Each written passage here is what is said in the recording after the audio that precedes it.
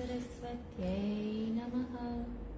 Om Shri Gurubhyo Namaha. Samasta Jana Kalyane Niratam Karunamayam Namami Chinmayam Devam Satgurum Brahma Vidvaram Satgurum Brahma Vidvaram. Om Parthaya Patibodhita Bhagavata Narayanena Swayam Vyasena Gratitam Purana Munina Madhye Mahabharatam Advaitamrita Varshinim Bhagavatim Ashtadashadhyayinim Amba Tvamanusandadhami Bhagavad Gita Bhavadveshini.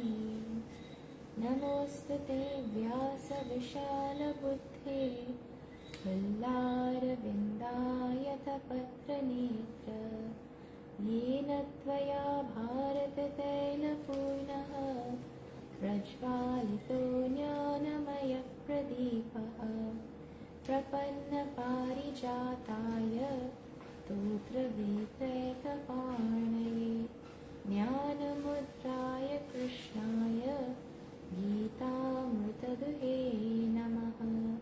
Sarvopanishado Gavo Dubha Gopalanandanaha Partho Vatsasudhir Bhukta Dubham Gita Mritam Bhata Vasudeva Sutam Devam Kamsachanuramardanam Devaki Paramanandam Krishnam Vande Jagadgurum Krishnam Vande Jagadgurum. Hari Om. Okay, Hari Om, good morning. Welcome back, everybody. We are seeing Bhagavad Gita chapter 17 in this class. Okay, a few days ago, I had a random recollection of the name of a blog that someone I knew had when we were in university. When I was in university, blogs were a very big thing. And people came up with all kinds of random names for their blogs. So I knew someone who had a blog called YVR, like literally YVR, who we are, right? Like why we are who we are. That was the name of the blog. And it was a very philosophical blog. And I don't know, sometimes random memories pop in your mind. I just randomly remember that blog. And I was thinking about how this chapter actually answers that question. About why we are who we are. We are who we are because of our faith, our Shraddha. And our Shraddha is built by our nature, but our nature also builds our Shraddha.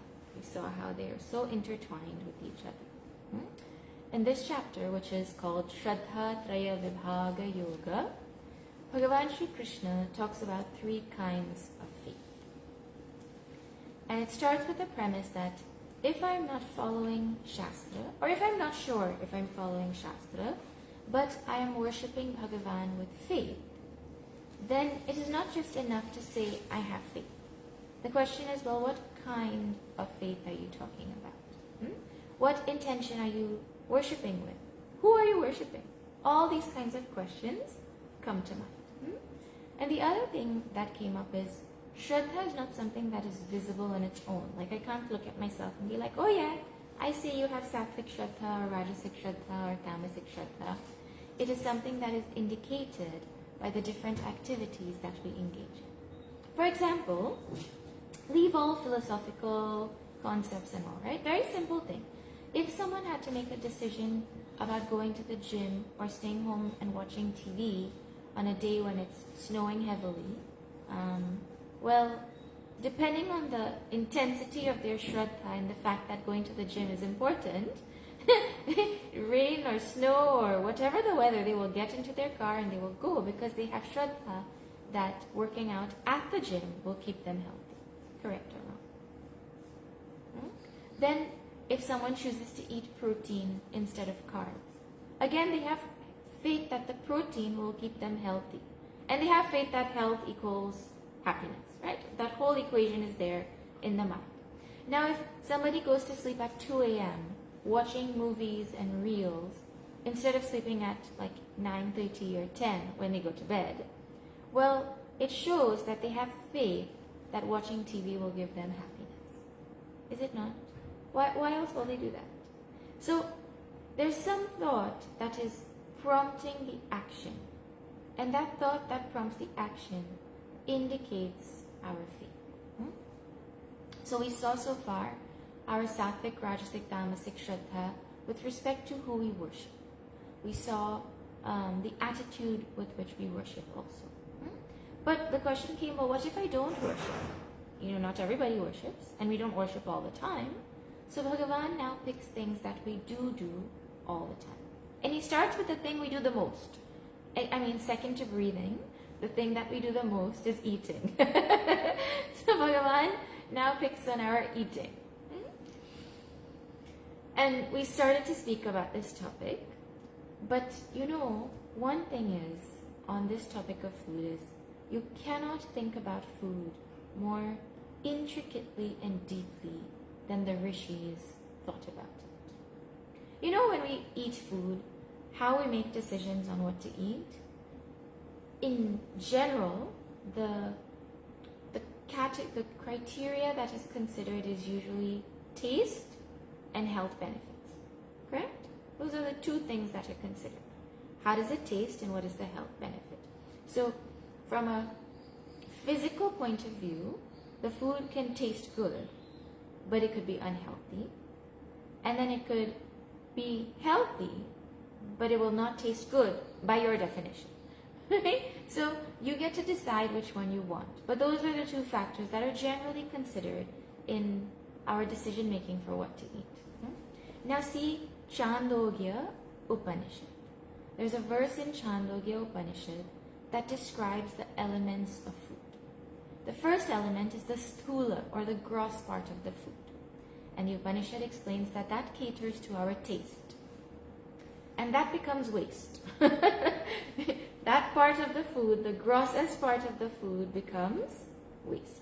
But that is what gives us the taste that we get. Then there's a madhyama, or a middle part of the food. And that goes towards our physical nourishment, like the nutrients in the food, etc. Now, you give me an English word that distinguishes between these two about the food that we eat. The quality of taste and the quality of nutrition. There's not an official English word that will talk about it like that. But it's divided in our Shastra. Then the Shastra adds a third aspect of food, which is the sukshma, or the subtle part of the food. And that part is the part that goes to make our mind. In fact, Chandogya Upanishad explains if the food is pure, it allows us to receive self-knowledge and retain it. We receive self-knowledge every day in some way, shape or form if we're studying. Right? Your nature is Satchitananda, you are not this body, all kinds of things we hear all the time, right? But to retain it, and then as a result of that get liberation, it is connected to the purity of our food. The Upanishad makes that direct connection. Not that if we eat right and we don't do anything else, we're going to get moksha, like like that medical school student who had an uncle who was a doctor, and so he's stressing about his upcoming exams, and so the uncle gives him advice, general advice for medical school. He says, don't waste your time watching TV and hanging out with your friends and all the things that people waste time with. So he said, okay. So now, a couple of months later, his uncle asked, so how did you do in the exam? He said, well, I did really badly. What do you mean? How did you do badly? Were you watching too much TV and hanging out with your friends too much? No, you told me not to do that. I wasn't doing that. Well, did you study well? You didn't tell me to study.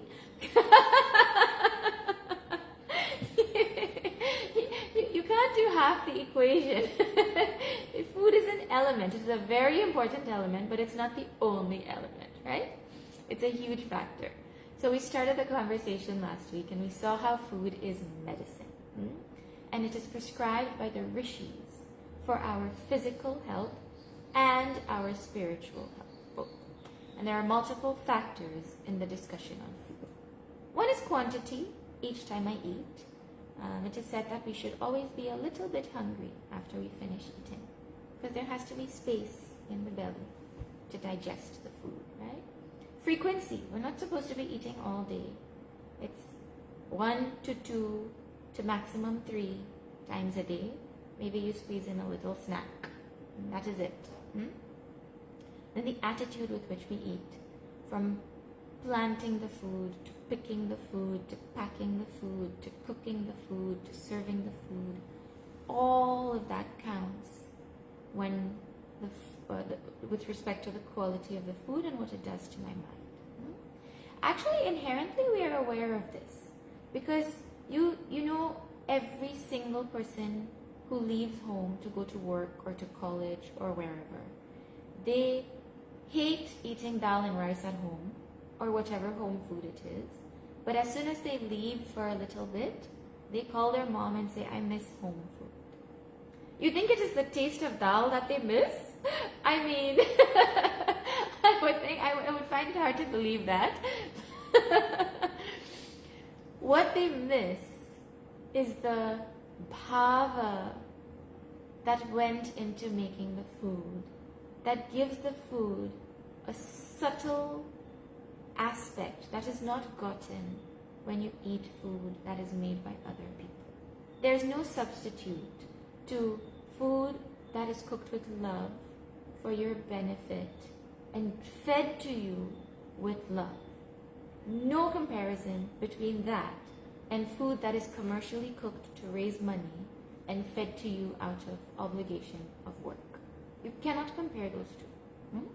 We intrinsically know, we feel the taste. That is why people say, no matter what I do, I cannot make the food taste like my mother's food. Because there's an element beyond the physical ingredients that goes into the food. And when we eat, whatever food we eat, the bhava with which the food was made and served and all of that goes into making our mind. So now, which is the most important aspect of food, really speaking? Fun fact to consider. Okay, then we also talked about the manner in which we eat. Eating is considered a yajna in our tradition. Now, that means I'm offering food to the digestive fire, which is Bhagavan, in my stomach. Now, when you're doing puja, at the time of puja, you're offering naivedyam, you're offering dhupa, deepa, whatever. At that time, you don't say, oh my God, I'm getting a really important work call. Bhagavan, just wait a moment, let me address this, and then I'll continue. Or you're on the phone, yes, okay, this is the file, this is what you're doing. And as you're doing that, you're offering Achamanam samarpayami, Naivedyam nivedayami. We don't do that. But we eat like that, isn't it? So what were you saying? Okay. We're going on eating. So the attitude is, if eating food is considered a yajna, the way we eat also will change. It is totally a different view in Sanatana Dharma to consider food, means this aspect of food of sadhana. Okay, now we come to quality. Quality is sattvic, rajasic, tamasic, and that is what Bhagavan Sri Krishna is going to focus on in the upcoming verses today.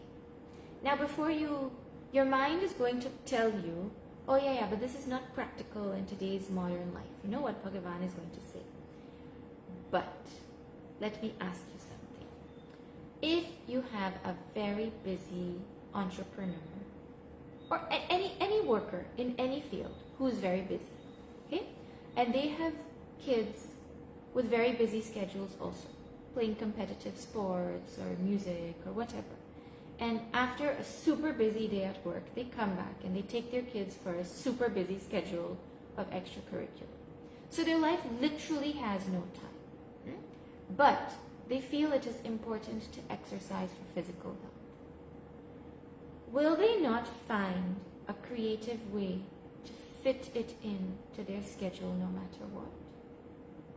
Whether it means while they're brushing their teeth, they're doing lunges, and while they're going up the stairs, when they're going from one place to another at work, they will take the stairs, or while they're having a meeting that is a phone meeting, they will find a way to walk.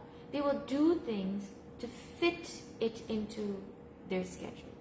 Why? Because they consider that it is important. In the same way, when we read these verses, we're supposed to tell our mind, we're not supposed to come up with excuses and justifications for why our life is the way it is right now. Given the constraints, we're supposed to come up with creative solutions. And you all had such a nice discussion last week, and such nice ideas also had come up to show that point. Okay? Now let us think a little more deeply about this sattvic, rajasic, tamasic food. So let us chant verse number 8. This is chapter 17, verse number 8. Bindu, Jiyo, chant. Ayu sattva balarogya. Ayu sattva balarogya. Sukha priti vivardhanaha. Sukha priti vivardhanaha. Rasya snigdha sthira hridyaha. Rasya snigdha sthira hridyaha. Ahara sattvika priyaha. Ahara sattvika priyaha. Okay. Bhagavan Shri Krishna says, Aharaha sattvikaha priyaha. These foods are liked or enjoyed by sattvic people. Not that these are sattvic foods. There's a big difference between the two statements. These foods are enjoyed or liked by sattvic people. Now, if someone takes this up and translates it as, this is sattvic food, well, you see how important it is for you to know the Sanskrit for yourself?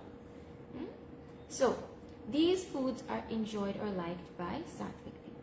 So now Bhagavan Shri Krishna lists the food that people with sattvic disposition gravitate towards, like, want. First is vivardhanaha. It will increase what? And he gives a whole list.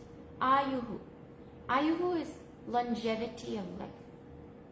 And here he's not just talking about duration, because what is a long life with a poor quality of living that life? You know, people living with machines or like heavy medication where they're just like stupefied. You know, what kind of, that is not considered ayuhu. Ayuhu is not just duration of life, but quality of that life at the same time. So sattvic food has the capacity to increase our ayuhu, our health, our longevity, like that.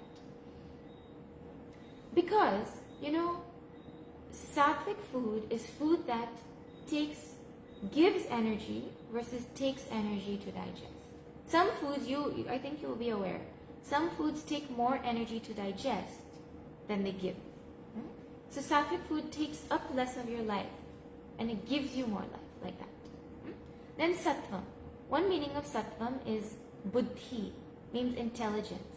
So the presence and state of mind is being talked about.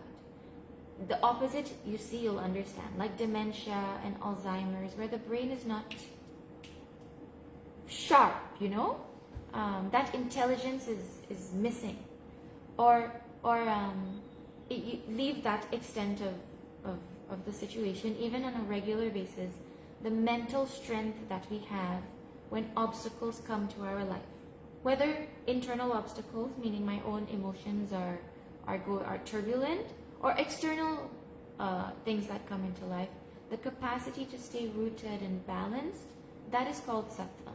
And sattvic food gives us the capacity to have that quality. Then bala. Bala is physical strength. There is a what is it? Misnomer. I'm forgetting the right word I wanted to use here. Misconception. There's a misconception that a vegetarian food or sattvic food cannot make you strong. Other types of food are needed for strength, you know? But Gurudev had said long ago in explanation, well, the strongest animals are vegetarian. And, you know, leave animals even come to us. Who is / was physically stronger? Us or our grandparents? You just think, you have young teenagers and youth and young professionals who will go to the gym and build muscles, strong muscles and core and everything. But they cannot sit in satsang without leaning. They cannot sit with their legs crossed. They have leg pain, they have back pain, they need massages. I'm saying they, it's we. So strength is not just about how many muscles we have. It's an overall strength that is being talked about, and sattvic food increases this kind of strength. Then arogyam. Arogyam is overall health, disease-lessness, and all our Shastra is very clear about this. All health issues are directly related to the food that we eat. Now, our karma gets delivered through that whole process also. The gut bacteria that we have influences our health, and scientifically you can explain all kinds of things, right? But the food that we eat is directly responsible for our overall health. There's no vagueness about this in our Shastra. Then sukha. Sukha means it makes our mind happy. Now you might say, well, all food makes our mind happy. Everyone only eats food that makes their mind happy, right? But here Bhagavan is talking about happy as in peaceful, not happy as in, oh yay! Yeah, peaceful. It gives peacefulness to the mind. And then preeti. Preeti is cheerfulness. That feeling good after you eat. You know, sometimes you eat food and then you feel like a plunk or like a snake. You can't move. Like when people get together for long weekends and then they cook a whole set of things and then they all sit and eat together, and then at the end they're like, oh, I can't move. Sattvic food makes you feel alive, not like that, right? Okay, then Bhagavan describes the taste of the food also. Those were qualities. Now see the taste of the food. Rasyaha, foods that are juicy. Now you might think, well, jalebi is juicy. Rasgulla is juicy. Super juicy. Bhagavan's talking about things that are naturally juicy, like fruits. Fruits would be one of the classic examples of this. Then snigdha, oily. What? Samosas? Come here. Food that is naturally oily, like nuts and cow's milk. Not stolen cow's milk, huh? Cow's milk that is like given after the cows have gotten their share and all of that. Naturally oily and sattvically obtained. Now, then sthiraha. Sthiraha is food that stays in our body. Not food that's like heavy on our body, you can think of so many of those examples, but food that stays in our body in essence, meaning the nutrients are easy to digest and absorb and assimilate in our body, and it makes us feel satisfied. Who has ever eaten a pack of popcorn or chips and been like, oh, I feel so satisfied? Your tongue will feel satisfied, but not your body. There's a difference, right? Okay. Then hridyaha. Hridyaha is food that is agreeable to our body. Now there's a difference between food that is healthy and food that is agreeable to us. For example, I recently discovered that I get sick when I eat corn. Now leave the debate of healthy or not healthy, right? I mean, GMO and all of that. Just corn is considered a vegetable, corn is considered healthy, and so eat your vegetables, finish your corn, right? But if I eat it and it makes me sick, then it is not hridya for me. or oranges. They are rasyaha, right? They're juicy. But if they make me sick, then it's not sattvic food for me. So whatever food is not agreeable to your body, no matter how sattvic it is by definition, it's not sattvic for you. So we have to know what suits us. And every body is different. And the sad news is that our tongue and our body don't see eye to eye. So you can't listen to your tongue. You have to know what suits your body like that. It takes awareness to figure all of this out. But this is what Bhagavan describes as sattvic. Sorry, let me correct that. People with sattvic disposition will gravitate towards this type of food. And you yourself will be able to observe when you are in a sattvic mood, in a sattvic state of mind, you don't crave junk food. You feel like eating fresh, nice, healthy food. So this is sattvic food. What exactly it is, when it's juxtaposed to rajasic and tamasic food, you see its glory even more, right? So let us see now rajasic food. This is verse number 9.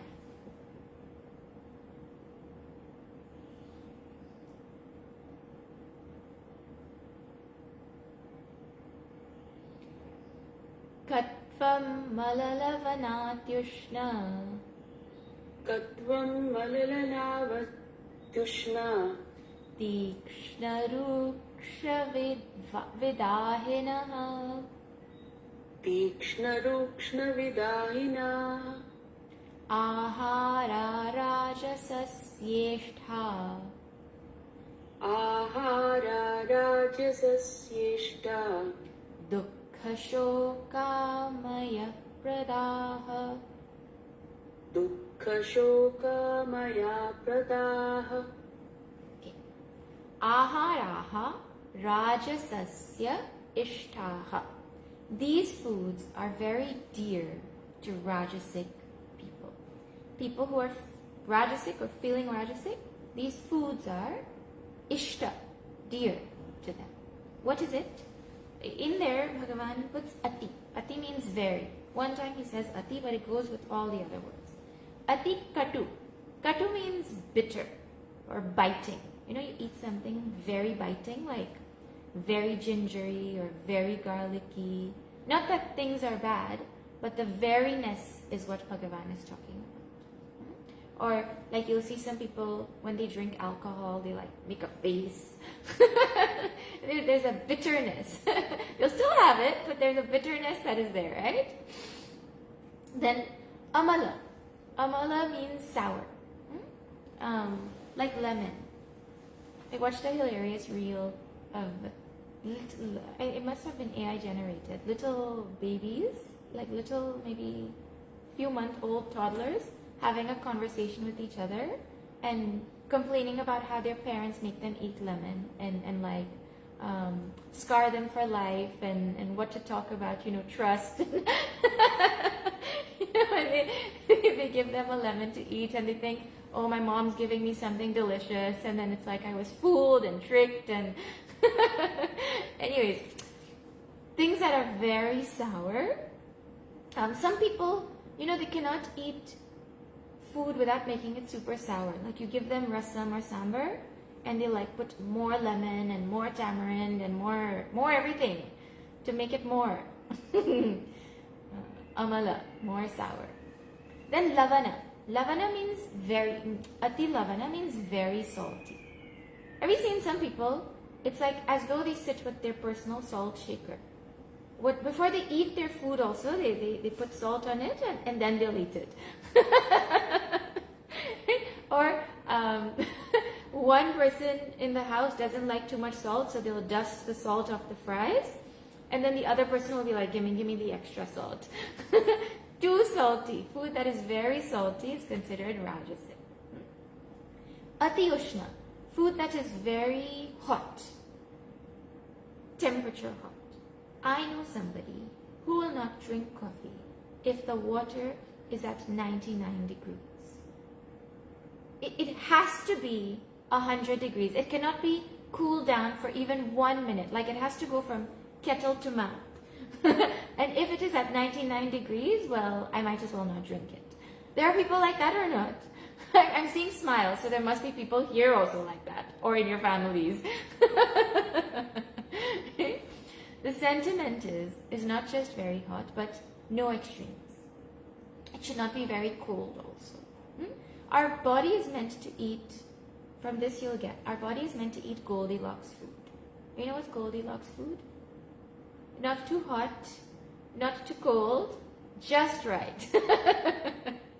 You know, I don't know if you all experience this, but when you get some really, really delicious, freshly made dal and rice and bhaji, especially if it's in a leaf, and you sit with it, it is burning hot, like it has just come off the stove. Your hands cannot touch it because it's so hot. And you want to eat it with your hand because that food is meant to be eaten with hand. But because it's so hot, you're like, okay, let me get a spoon and eat it. Well, it's not supposed to be eaten when it's so hot. That food is supposed to be at a temperature where I can hold it myself without the help of a spoon or a skewer or whatever, you know. Not too hot food and not super cold either. Get a brain freeze. When we were young, our parents and grandparents had this thing that we shouldn't eat super cold ice cream. But how else do you eat ice cream if not super cold? Well, trust Indian parents to come up with a solution where they would take the ice cream and they would mix it and they would warm it up and then they would feed it to us. And then, you know, till today, like literally till last week, there was a conversation with my cousins about how it's still like, they still can't forget how their parents fed them microwaved or mixed soup instead of ice cream. But the sentiment was there, no? Not too cold, not too hot. Okay. Then, tikshna, sharp, food that is very sharp, where you eat it and you tear up. Like, you know, one day, I have to confess, we were eating sushi, veggie sushi. I thought that something was an avocado and I stuffed it into the sushi, but it wasn't an avocado. It was wasabi, a nice big piece of wasabi, and the brunt of that mistake was not my tongue, it was somebody else's. Yeah, that didn't turn out very well, but that is tikshna, food that is very sharp. Then ruksha. Ruksha is very dry. Food that needs water to go down. You know, you eat and then you have the chips and then you have the drink and then one sip and one bite kind of situation. Food that needs water or you'll choke. Vidahinaha. Vidahinaha is food that burns. Food that burns going in, food that burns inside, and food that burns coming out. It burns all the way. That's vidahinaha. There's a pepper called 7-pot pepper in Trinidad it grows. And it's called 7-pot pepper because you can literally spice 7 pots of food for multiple people and it will still be spicy. That pepper is so hot. Yeah. One man was complaining to his friend that his donkey is very lazy. He's complaining that his donkey is very lazy. So his friend said, no problem, I have a solution for that. So he took one of these 7-pot pepper. I think it's also called scorpion pepper. He took one of that scorpion pepper and he cut it in half. And he put half of it in the donkey's mouth. And as soon as the donkey tasted that donkey ran like he's never run before. He ran so fast. So now this man said, okay, but now how do I get him back? Like, I didn't ask you to do that. He said, well, that's what the second half of the pepper is for. You eat it and chase him. You know, we're very interesting creatures. we'll eat something that's super spicy. Our eyes will be watering, our fire will be coming out of our ears, right? And we'll be saying, this is so good. And then we're just looking for something sweet to calm it down, drinking something. You all know exactly what I'm talking about. One time we had gone for Pani Puri in Bharat. We were maybe just like, I would have been in university-ish or just before. And so my cousin and my sister and I had gone for Pani Puri. And my sister decided she could eat really hot, spicy food that day. So the Pani Puri guy is making the Pani Puri. And my sister keeps going, or tika, and our fake, terrible Hindi accent, right? She's telling him to make it more spicy, more spicy. And my cousin's like, are you sure you want it more spicy? She's like, yes.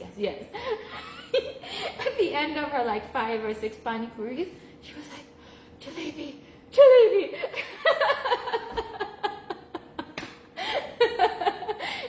But that's what we do, no? we want the spiciness, but then we'll cut it with something, right? Rajasic food. Okay. So now what is the problem with all of this? Well, the problem is this is all our favorite food. That is the problem. Bhagavan has another problem to add. Bhagavan says, this is dukkha, shoka, amaya, pradaha. These foods give sorrow and grief because of all the health issues that they bring and the mental issues and stress and agitation and stuff, and that they're not conducive for our spiritual growth. And then amaya pradaha means they bring disease. The body is not meant to consume all these things in the degree to which we consume them. So it brings all of these things. Bhagavan is saying, people with rajasic disposition, foods in these extremes will be dear to those types of people. He's not saying don't eat. He is just saying people who are rajasic will gravitate towards these types of very salty, very hot, etc. food. Now you might be thinking, well, I feel like I got saved because this is my category. At least I'm not in the tamasic bracket. Okay, the food that was described here, that's my kind of plate. Just wait and see what Bhagavan has to say. Then you decide. Verse number 10. Yata yamam gatarasam. Yatayamam gatarasam. Puti paryushitam chayata. Puti paryushitam chayata. Uchhishtamapi chamedhyam. Uchhishtamapi chamedhyam. Bhojanam tamasapriyam. Bhojanam tamasapriyam. Okay. So I guess you can guess the first statement I'm going to make. Bhojanam tamasa priyam. This food is dear to people who are tamasic. It is sought by, enjoyed by people who have tamasic disposition. At least at the time. Okay. 1. Yata yamam. I am really sorry to bear this bad news. Yata yamam means food that is older than 3 hours. Food that has been cooked for more than 3 hours is considered tamasic. Means if you cooked it at 10 a.m., after 1 p.m., it is considered tamasic. Or food that is not cooked properly. That will be yata yamam. Gata rasam. Food whose essence or vitality is gone. Either because it's overcooked. You cook and cook and cook and then there's no nutrition left in it. How do you make holy water? You know how you make holy water? You must know. You boil the hell out of it. you cook the food so much that there's no nutrition left in that food.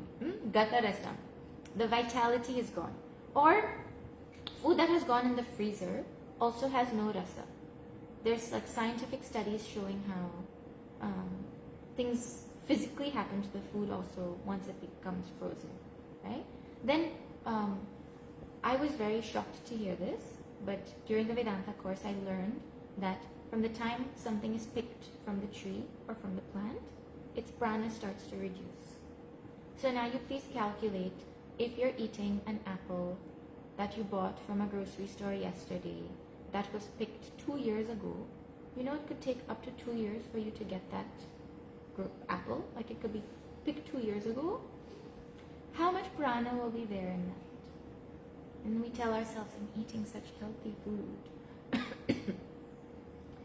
Prana, right? Gatarasa, the life has gone from it. And in North America, it's very easy to identify this food. It has no taste, it has no smell, it just has the look. It plays the part physically, but it doesn't have any substance in it. Puti. Puti is foul-smelling food. Where we stay, where our ashram is in Guyana, is in Monripo. It's a village called Monripo. And Monripo is very famous for the Monripo market. In different places, to get fresh vegetables, you have to go to a market on a specific day. But in Monripo, we have market every day. But Saturday is the official market day for Monripo. So it's like a bigger market. It has fresher vegetables. It has like all the things you wouldn't get on a normal day. They'll have it on like the Saturday. But Saturday, we never go to the market. It doesn't matter. We just don't go because that is the day where it is the most foul smelling as well. That is the day other things come to the market as well, right? The foul smelling. You know there are certain foods that just, in there, you know there's something over there and you don't want to look also. And then there are some foods that you don't eat before important meetings and all of that. Those will be considered this puti, foul smelling food. Then paryushitam. Now please, I'm saying, tamasic food, Bhagavan is describing what food tamasic people gravitate to. I'm not defining any of this.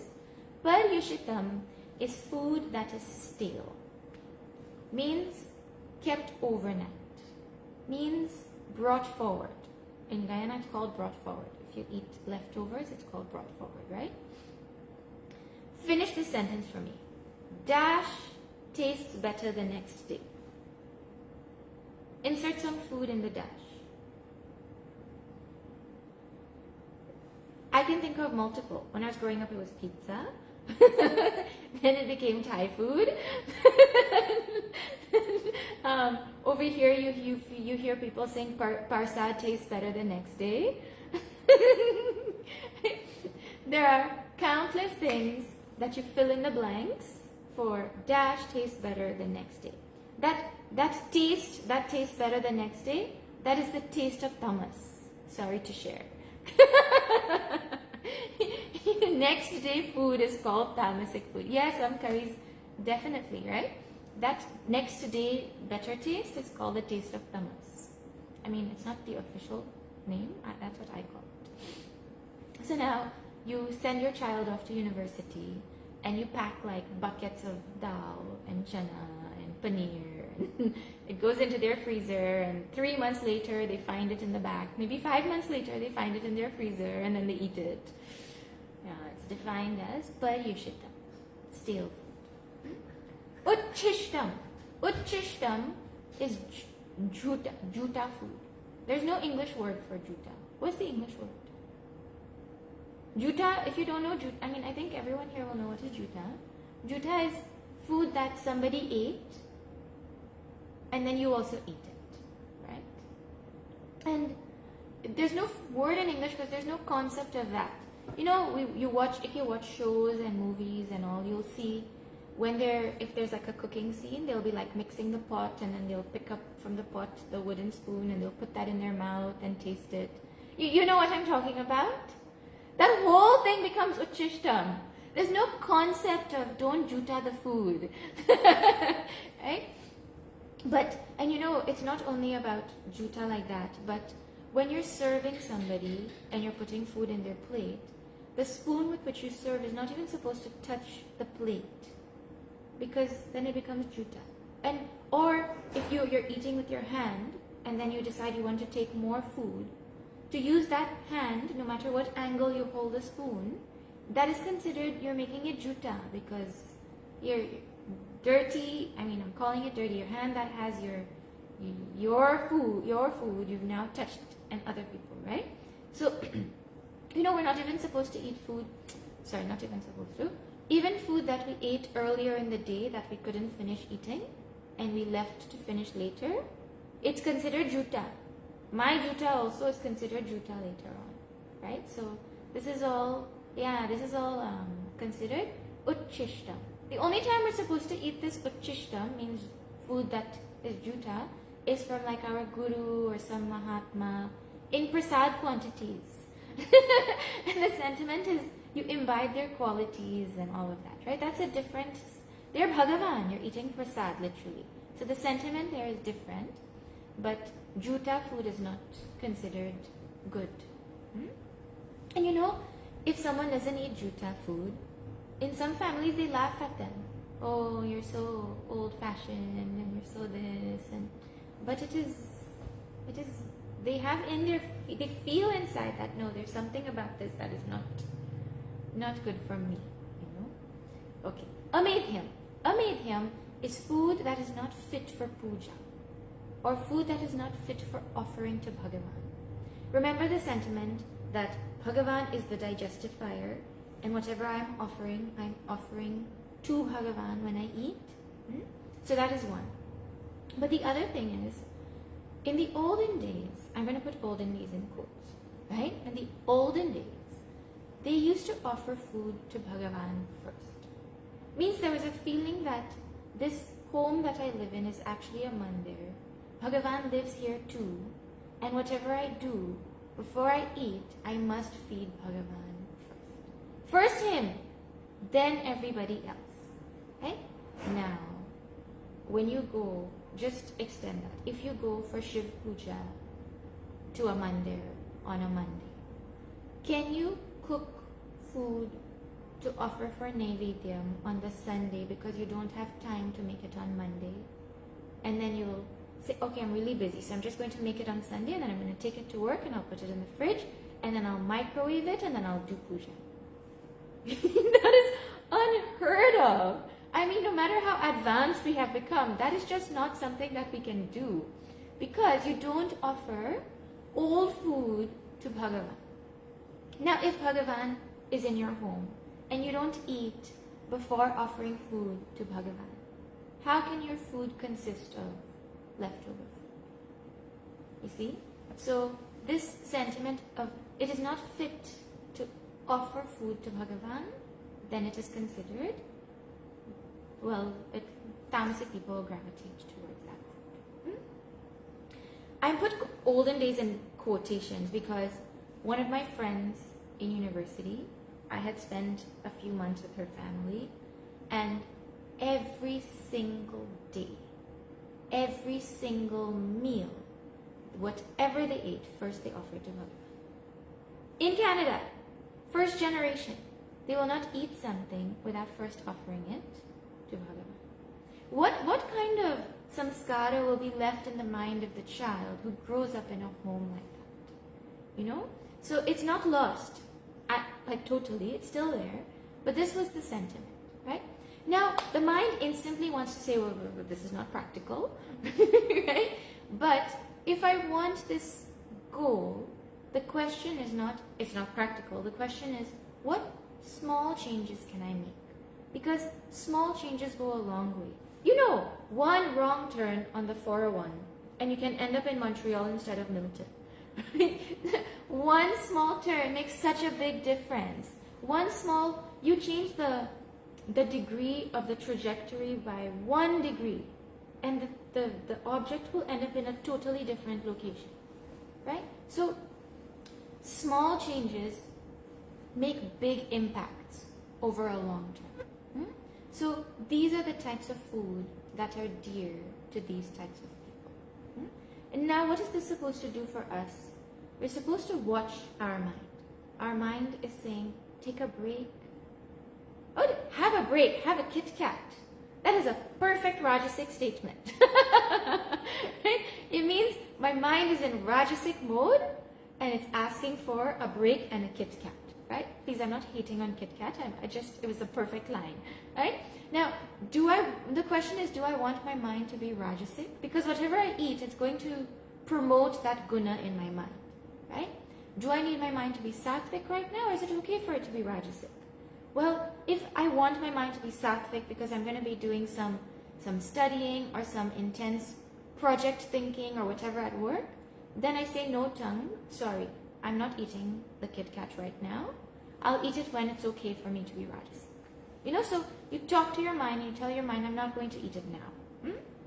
Or because as is our Shraddha, accordingly we're going to make decisions about our food. You just think, it makes sense that a tamasic person doesn't want to cook fresh food every day. Because I don't want to do anything. The feeling is not there to go now and find something and clean it and prep it and cook it and wash the dishes after, right? So this statement of I don't have time, which our mind tells us when we hear this kind of thing, right? You just put that statement on a back burner, right? And you change it to I don't see it as a priority enough to make time. And then you see what the mind says in response to that, right? Simple test. If you find out that you have an allergy, a newborn allergy, to all oil that is commercially used, like sunflower oil and canola oil and soya bean oil and vegetable oil, whatever commercially common oils there are, right? And the only thing that your body is accepting now is freshly made ghee and freshly made coconut oil. You think the restaurant you like is using freshly made coconut oil to make your food? Now you discover that all that makes you sick. And you didn't have time to cook. You're telling me you will just go and eat that food because you don't have time? Life will change and you will make time to cook food that doesn't make you sick because you value your health. You value the things that you can do when you're not in pain, right? So, really speaking, if someone says, I don't have time, it is because we just haven't developed enough firm faith yet that the food that I eat makes up my mind. We have Shraddha in the tongue's promise of happiness, but we don't have Shraddha that the food that I eat is going to determine the quality of my spiritual sadhana, the quality of my daily life, every single thing I do. So what is it? I have the meal prep promise to save me time is just so enticing because I value time.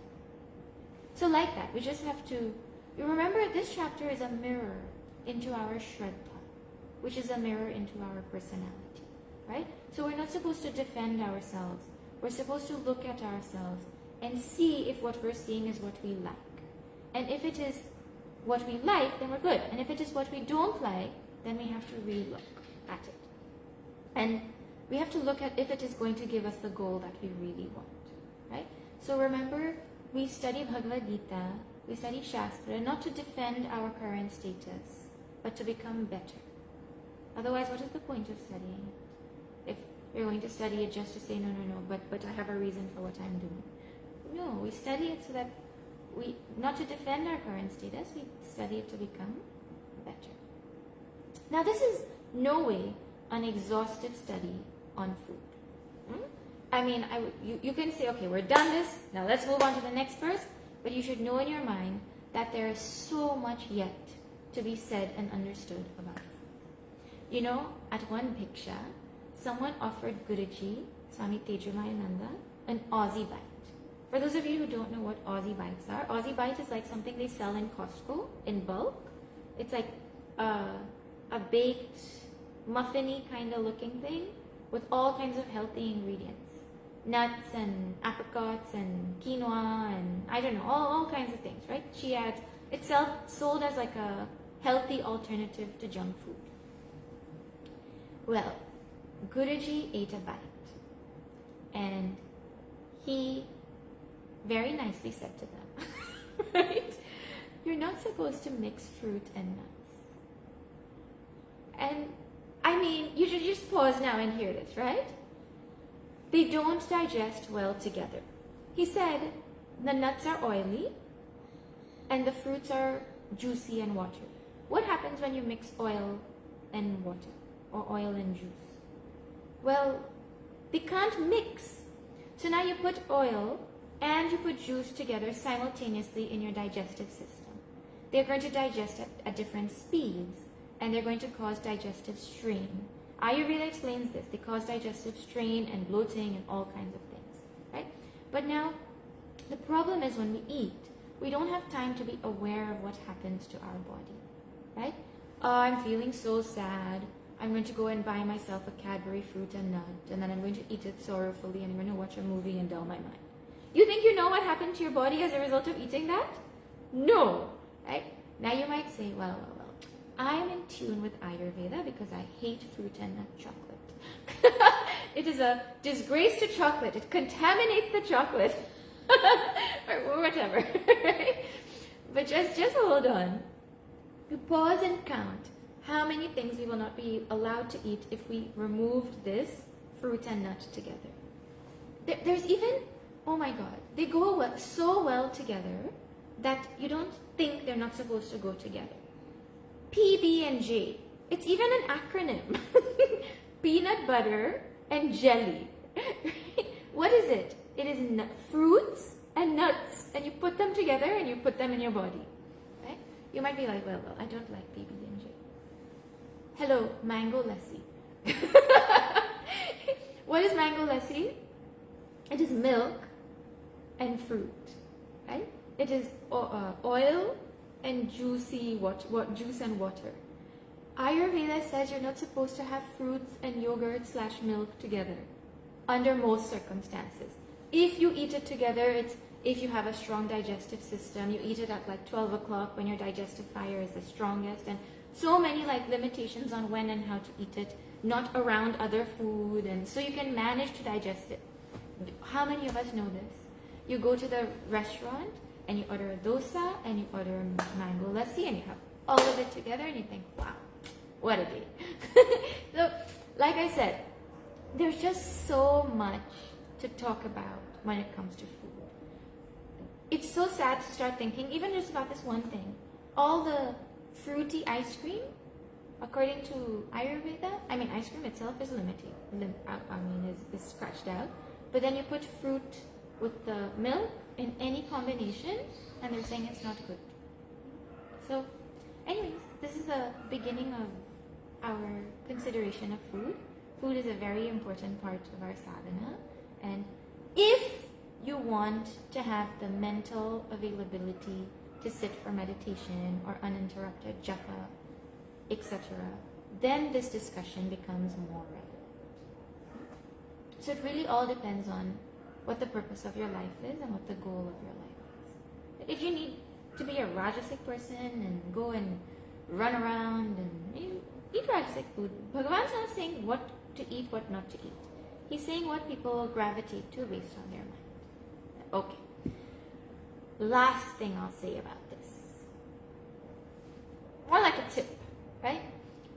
Eat what your grandparents eat. If you're looking, unless your grandparents were fancy, right? Then eat what your great-grandparents ate. Some people's grandparents also are fancy. Depending on when wealth entered the family, accordingly things change, right? Or eat what cooked food, don't eat or eliminate from your home whatever cooked food would spoil without a fridge. Consider eliminating that. Consider eliminating whatever cooked food will spoil if it is not kept in a freezer. So, you can, so many different ways you can start to think about this, but it is about, sattvic food is conducive for our spiritual sadhana, rajasic food is considered for dynamic work, but at the cost of our spiritual presence, right? It gives stress and agitation, and tamasic food makes the tongue very happy, but it gives us awesome lethargy in life, right? So depending what cost you want to pay, you choose what you want to do. Okay, so this was food. Thank you, Bhagavan, for the reality check. Can we talk about the next thing? Maybe that will be better news. The next thing Bhagavan addresses is yajna. Yajna. What is yajna? Yajna is not just fire ritual. Yajna is all the karma that we do. When it is done as worship of Bhagavan, or sacrifice, or contribution to the world that I'm so interconnected with, indebted to, etc., I say I'm working in yajna spirit. But not everybody dedicates their work to Bhagavan and to society. But whatever we do has to be dedicated to some altar. Even if I am the altar, there has to be some dedication to some altar, right? So all the karma that we do is dedicated to some altar, and that is called yajna. So now there's sattvic yajna, rajasic yajna, tamasic yajna. I'm wondering if we should start this topic at 7:34. Maybe we leave it for next week, because then, yeah. Well, okay. Let me tell you something to think about over the week so we can discuss it also next week. In yajna, what is the concept of, or why is it that we're supposed to do things with yajna spirit in contribution to the world? You know, every animal in the animal kingdom is independent. If not immediately, like their parent laid them as an egg and left them somewhere on another side of the world, right? And they just are born and just live, right? If not immediately independent, within a few days or a few weeks, they stop needing the support of their parents. True or false? I mean, if you take an animal and you domesticate them, that is a different issue. But naturally, animals are independent. Now think about human beings. We are the exact opposite. We are dependent for life. We are dependent on our parents when we're born. Then we're dependent on our spouse, and then our children, and then our grandchildren, if somebody gets married, right? If they don't have a spouse, etc., we're dependent on our friends or our pets. If you have none of this also, we are all dependent on society. You know, all the money that we value so much only has worth because of the societal constructs that are there. Money only has value because of societal constructs. So my wealth is dependent on society. Right? My worth of wealth is dependent on society. Then for me to eat anything, any single thing, it takes the entire universe. We've done this vichara multiple times in multiple classes, but for me to eat a grain of rice, it takes the entire universe. Someone has to make the soil ready. Someone has to plant it. Someone has to take care of it. The phenomenal forces need to cooperate in terms of rain and sun and water cycle and osmosis, and all of those things have to be there as well, right? Then the sun has to be at a perfect distance from the earth. Otherwise, it will be too hot or too cold, right? Then the person who comes and harvests it. Then all the machinery that is used to process it and package it, and all the people who are involved in the industries of those machineries, right? Then the transportation and logistics industry will come into play, and all the people that are involved in all of that, right? Then it is transported, it reaches a grocery store. So all the grocery stores and everything involved in running a grocery store, and all the people and everything, and the construction of it, and you think about all that. Then you take a car to go to the grocery store to buy that rice. Now, the packaging industry is there, so now the transportation industry of your car and gas and maintenance of your car so you can go and all of that. Then the money that you use to purchase the rice that you're going to buy to eat. that money, like I said, is dependent on a societal construct. There's banks, and there's the economy, and there's the stock exchange, and there's all of these things, right? Then I'm going on like super speed. We could take a whole class to just think about this and make a list, right? Then you bring it home and then you cook it. Well, to cook it, you need pots and pans and water and stove and electricity or gas, the propane, and or in the olden days you needed wood to light a fire. And so you just think about every single person involved in you getting to eat one grain of rice. And you realize that for me to eat anything, for me to wear anything, for me to own anything, for me to live anywhere, for me to have any job, I am actually indebted to the entire universe. Entire universe. You think that paying $5 for, or okay, maybe $10 for a bag of rice is paying back every being in this universe that contributed to you getting that rice that is going to give you nutrition? $10 is a fair price for a universe that worked for it? you just start to think, because we pay for it, we think our thing is done, right? But our indebtedness is not just with respect to the physical value of money. We are indebted to this entire universe for every single thing in our universe. So the concept of karma yoga is, because this universe has given me everything, I owe my life to this universe. Not out of, I paid for it, so it's mine, but a deeper understanding of all the things that are involved. That deeper understanding gives me an understanding that, I'm indebted, This is called Sattvic Yajna. We'll see the verse next week, but this is called Sattvic Yajna.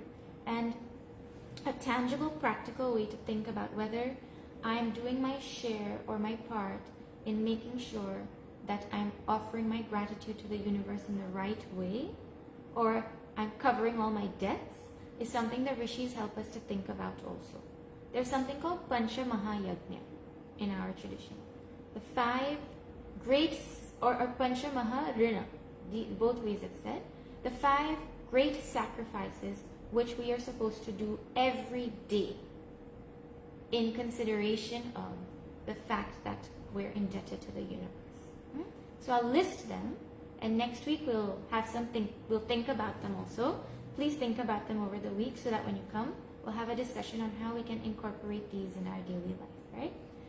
Deva Yajna, an understanding that Bhagavan is, I have to express my gratitude to Bhagavan. There's an expression of gratitude and understanding of indebtedness to Bhagavan. Why is one question, and how to express our gratitude is the next question. So those were 2 things to think about. Then the next one is Bhuta Yajna. Bhuta Yajna, Bhuta is all, let's do Manushya Yajna first. Manushya Yajna is Yajna, or is expressing our gratitude or paying our debt to human beings, without which we wouldn't be able to have the life that we have. So our debt to, or expression of gratitude to human beings, other beings. Manushya Yajna. How do I practice Manushya Yajna? Then Bhuta Yajna. Bhuta Yajna is all other beings except human beings. Plants and animals and trees and bacteria and all other beings. And the environment, everything. Then Pitra Yajna. Pitra Yajna is what we do to express our gratitude or our understanding of the sacrifices that our ancestors made. Pitra Yajna. All the culture and the traditions that we have that have been maintained for generations, that's Pitra Yajna. And finally, there's Rishi Yajna, or Brahma Yajna. All the spiritual knowledge that we have, that may or may not come to us in the medium of Sanskrit by rishis or a parampara. It may come to us through Instagram reels nowadays with quotes. However it comes, but it comes to us in our life, right? So we are indebted to them also, profusely indebted to them. So how do we what exactly is it, and how do we how do we express our gratitude? I like that language more. How do we express our gratitude to the rishis? So we have there's Deva Yajna, Bhuta Yajna, Manusya Yajna, Pitra Yajna, Brahma Yajna. And we're supposed to do something every day towards each of these 5 aspects. I'm supposed to express my gratitude to all 5 aspects, to all 5 elements. So please think about it, and next week we'll finish the topic of Yajna, and we'll see what else Bhagavan has to say. Okay? Couple of announcements, then I'll do closing prayer, and then I'll stay for a few minutes for questions. Announcements. I'm going to go chronologically. On Monday, we have 3 new classes starting. Morning, we'll be starting Sanskrit class. For those who know the Devanagari script, at least a little bit, we'll start with both the Devanagari and transliteration. So if you're not able to read and write quickly yet, it's okay, you can still learn Sanskrit. We'll learn it with the transliteration as well, so you can learn the concepts and follow along, right? So that'll be happening Monday to Friday, 6 to 6:30 every morning. Anyone who's interested, Sanskrit class is starting Monday. It's been going on for 3 weeks, but we were doing part 1, which was the script. So now part 2, which is basic grammar, will start. And like I said, there's no...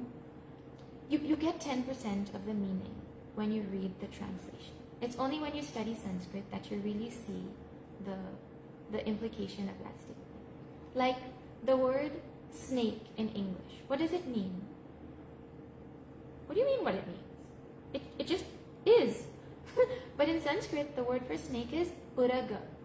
Ura means chest and ga is to go. Uraga is that which goes on its chest. So just by hearing the word, you get a sense of what the word is saying. Because there's an understanding that everything in this universe has a function and a purpose. And that purpose or that function is stated or built into the word itself in Sanskrit. It's really cool. Anyways, I can't talk about it. We'll be here till tomorrow. Sanskrit is awesome.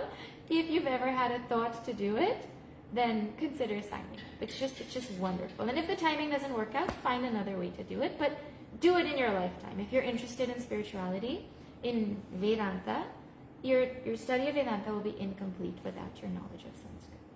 Okay, then we'll be starting for Devis, for women, chanting of Lalita Sahasranama. We'll learn how to chant it every week a little bit, right? So Devis only. It's right after our Devi class. So we'll have Devi class 10:30 to 11:30, and then 11:45 to 12:15 Lalita Sahasranama. And then on Monday evening, Sadhana Panchakam will be starting. Sadhana Panchakam is like a roadmap of all of our Hindu practices, from beginning to end. It's a beautiful text, 40 sadhanas, 40 spiritual practices, and 5 tiny little verses. Mondays, 7 to 8 p.m., that will be starting. And then Wednesdays, Ramayana continues. On Thursday, Bhagavad Gita chapter 1 will be starting. Right? So all of this is on Facebook and on the group and everything. You can join anything that you are interested in. Okay, I think that is it. I will do closing prayer, so those who have to drop off can drop off, and then I'll stay for questions.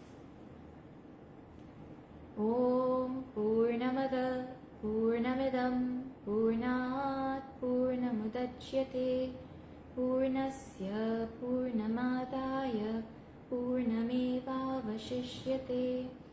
Om Shanti Shanti Shanti.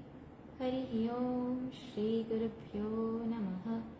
Hari Om Shri Sadgurunath Maharaj Ki Jai.